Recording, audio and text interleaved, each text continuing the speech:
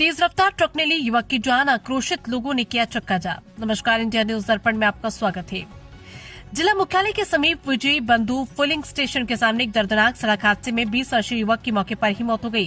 प्राप्त जानकारी के मुताबिक कथुरा निवासी संतोष पांडे के पुत्र विनय पांडे अपनी मोटरसाइकिल से जा रहे थे, तभी तेज रफ्तार ट्रक क्रमांक MP 53 HA 2655 ने उन्हें जोरदार टक्कर मार दी। टक्कर इतनी भीषण थी कि युवक ने घटनास्थल पर ही दम तोड़ दिया। हादसे के बाद मौके पर भारी भीड़ जमा हो गई। आक्रोशित लोगों ने सड़क पर चक्का जाम कर दिया और पुलिस प्रशासन मुर्दाबाद के नारे लगाने लगे। घटना के चलते सीधी सिंगरौली मुख्य मार्ग पूरी तरह बाधित हो गया, जिससे दोनों और वाहनों की लंबी कतारें लग गई। घटना की सूचना मिलते ही पुलिस बल मौके पर पहुंचा और स्थिति को नियंत्रित करने का प्रयास किया। हालांकि समाचार लिखे जाने तक लोग मौके पर डटे हुए थे और ट्रक चालक की गिरफ्तारी व मुआवजे की मांग कर रहे थे। सिंगरौली से संवाददाता रोहित शाह की रिपोर्ट।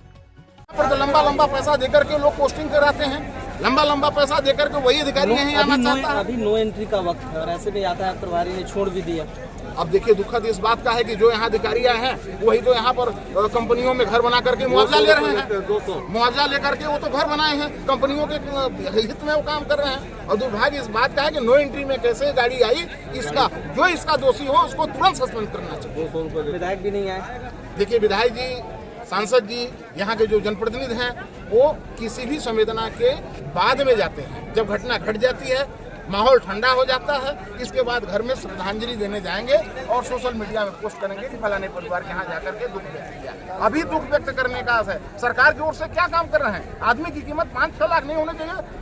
हमारे वाल्मीकि जी ने कहा 25 लाख रुपए कम से कम उस परिवार को मुआवजा देना चाहिए, अनिवार्य नौकरी देना चाहिए, नहीं काल कोविद लोग होते रहेंगे, मरते रहेंगे। कांग्रेस पार्टी बहुत जल्दी रूपरेखा बना रही है। हम सारे लोग पहले जन आंदोलन किए थे, पदयात्रा किए थे, प्रवीण सिंह जी, हम सब लोग मिलकर के वहां से, लेकिन जनता, दुर्भाग्य इस बात का है कि हम लोग जनता के साथ में खड़े होते हैं, जनता भी हम लोगों के साथ में खड़ी नहीं होती।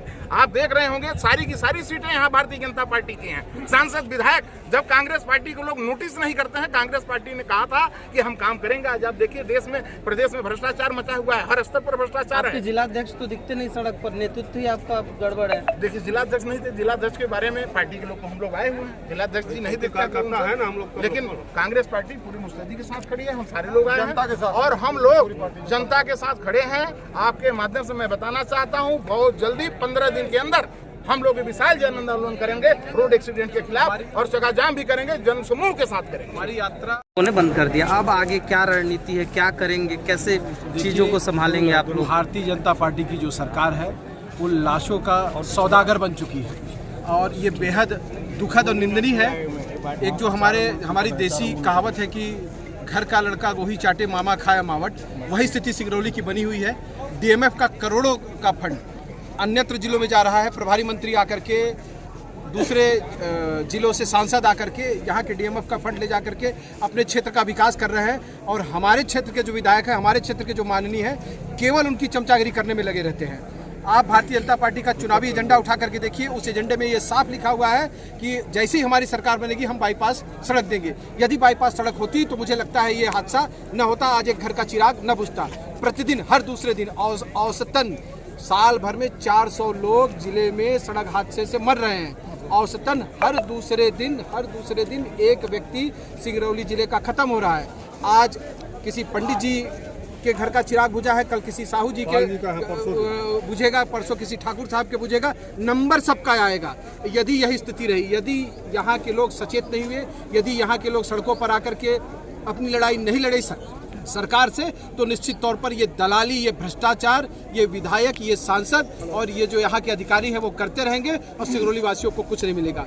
हम लोगों को आज आवश्यकता है कि पूरी ताकत के साथ एकजुट होकर के, दलगत राजनीति छोड़ करके सड़क की मांग करनी चाहिए। यदि कोल परिवहन के लिए अलग से सड़कें बनेंगी, सिंगरौली में बाईपास बनेगा, ओवर ब्रिज वाली जो रोडें बनेंगी तो सिंगरौली का विकास होगा और मौत के हादसे कम होंगे। जो घटना घटी है बेहद निंदनीय है, बेहद दुखद है। यदि गाड़ी नो एंट्री में छोड़ी गई है तो निश्चित तौर पर प्रशासन के खिलाफ कार्रवाई होनी चाहिए और जो इस घटना के दोषी हैं उनके विरुद्ध कड़ी से कड़ी कार्रवाई हो और भारतीय जनता पार्टी के विधायक जी को आकर के सिंगरौली की जनता के समक्ष ये जवाब देना चाहिए कि जो उनका चुनावी एजेंडा था, 2 साल बीत चुके हैं कि मैं सिंगरौली में बाईपास सड़क बनवाऊंगा, वो कब बनवा करके देंगे। अभी हाल फिलहाल में उनके कुछ जो कार्यकर्ता हैं उन्होंने व्हाट्सएप फेसबुक में ये डाला भी था, विधायक जी ने बाईपास की मांग की। अरे चिट्ठी या मांग से सिंगरौली की जनता का पेट नहीं भरने वाला है। आप कार्य को प्रणीत करके दिखाइए, कार्य को करके दिखाइए ताकि यहाँ की जनता को राहत मिल सके। बेहद निंदनीय, बेहद दुखद। और रहा सवाल कांग्रेस पार्टी का, तो हम कल भी लड़े थे, आज भी लड़ रहे हैं। हम लोगों ने अभी फिर 2,01,50,000 दे के विदा कर देंगे इन लोगों को। निश्चित तौर पर वही इंतजार कर। हमने पहले ही आपसे कहा कि ये सरकार जो है लाशों की सौदागर बन चुकी है। सिंगरौली में ये लाशों के सौदागर हैं और हमारे घर के बच्चों की लाशों का ये बोली लगाते हैं। ये प्रथा बंद होनी चाहिए, सड़कों का निर्माण हो। हम लोगों ने गड़ा खाड़ से लेकर के कलेक्ट्रेट तक हमारी यात्रा अप्रैल में शुरू हुई थी। उस यात्रा का उद्देश्य ये था कि 3 पड़ाव में हम यात्रा करेंगे। गड़ा खाड़ से लेकर के पहले दिन रजबिलान, दूसरे दिन रजबिलान से कुटार और फिर कुटार से लेकर के कलेक्ट्रेट तक आएंगे। भारी समर्थन, जनता के समर्थन के साथ कलेक्ट्रेट का घेराव करेंगे। लेकिन कतिपय कुछ कारणों के कारण वो यात्रा वहीं पर रुक गई है और ये अब फिर से हम जल्द ही अपने जिलाध्यक्ष महोदय से बात करके एक विशाल आंदोलन करेंगे और उस आंदोलन में आप सबकी सहभागिता हो। पत्रकार साथी, सिंगरौली का हर एक आम आवाम आए और बड़ा आंदोलन किया जाए। वो आंदोलन तब तक जारी रहे जब तक कोई सार्थक निर्णय नहीं निकल के आता है। बेहद निंदनीय, बेहद दुखद है। जो भी अभी मुआवजा के लिए क्या कांग्रेस सड़क पर उतरेगी? अभी जो हादसा हुआ है इसके लिए आप लोग क्या करेंगे? आए हैं उसको न्याय के लिए क्या आज अब वो बच्चा तो नहीं रहा उस परिवार का।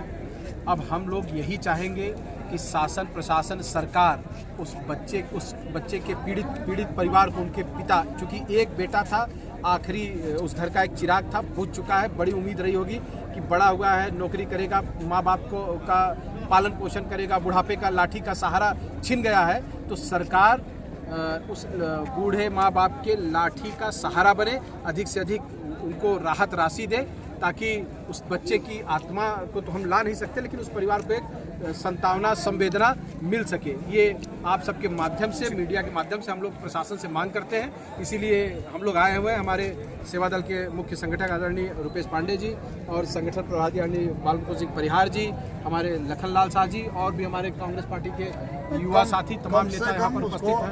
रामबीर चौरसिया हैं, सब लोग हैं। जो रामबीर कुशवाहा जी हैं, जो बन पड़ेगा आंदोलन, प्रदर्शन हम लोग हैं तब तक टिके हैं जब तक एक सार्थक पहल प्रशासन नहीं करती है, जब तक एक सार्थक न्याय उस परिवार को नहीं मिलता है। हम लोग सड़क पर हैं।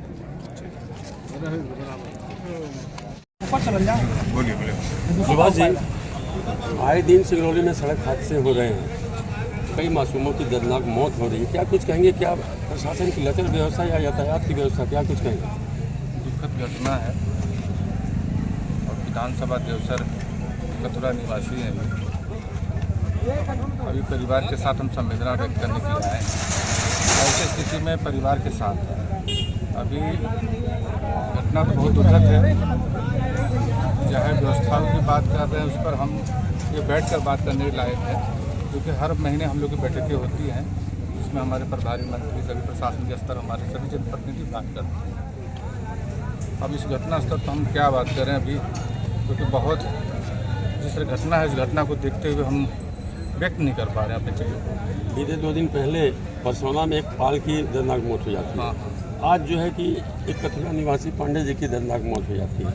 क्या ये कुछ उचित व्यवस्था शासन प्रशासन, चूँकि आप लोग जनप्रतिनिधि के रूप में यहाँ पर राजनीति कर रहे हैं, प्रतिनिधि के तौर पर हैं, तो आगे क्या कुछ उत्तम व्यवस्था, कुछ उचित व्यवस्था ऐसा बनाया जाए कि इन हादसों से तो कम से कम निजात मिले? सरकार की योजना के तहत बाईपास स्वीकृत है। अब थोड़ा सा काम आगे पीछे होता रहता है, मगर कहीं न कहीं तय है। मगर ट्रैफिक की लापरवाही है, चाहे स्वयं की भी लापरवाही, क्योंकि हम नियम को बाध्य भी करते रहते हैं। कभी कभी चीज़ें देखते हैं, रेड बत्ती जलती तो भी लोग नहीं रुकते हैं।